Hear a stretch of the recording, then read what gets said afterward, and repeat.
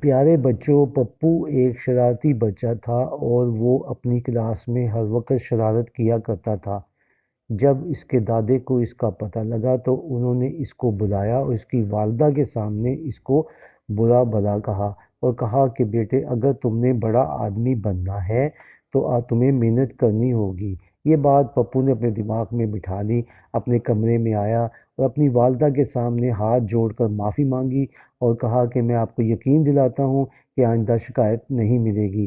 ماں نے کہا بیٹا، اگر تم نے پائلٹ بننا ہے تو تمہیں بہت محنت کرنی ہوگی، اور یہ بات اس نے اپنے دماغ میں بٹھا لی اور وہ محنت کرتا رہا۔ جب بھی اس کو دیکھتے وہ دن رات محنت کرتا، اور ماں نے کئی مرتبہ بھی اسے کہا کہ آرام کر لو، لیکن اس نے کہا کہ میں نے وعدہ کیا ہے۔ آخر وہ اپنی محنت کرتے کرتے ایک بڑا آفیسر پائلٹ بن گیا۔ ماں کو پتہ لگا تو وہ دادے کے پاس آئی اور اس نے دادے کو کہا کہ ہماری عزت رکھ لی، بیٹا پائلٹ بن چکا ہے۔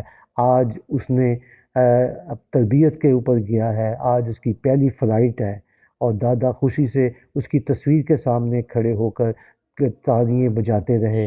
پیارے بچوں، پپو پائلٹ بن گیا اور اس نے ایئرپورٹ پر جہاز جب پہلا اڑایا تو اس کی ماں اور دادا کی خوشی کی انتہا نہیں رہی۔ پیارے بچوں، ہمیں اس کہانی سے سبق ملتا ہے کہ اگر ہم محنت کریں گے تو بڑا آدمی بن جائیں گے۔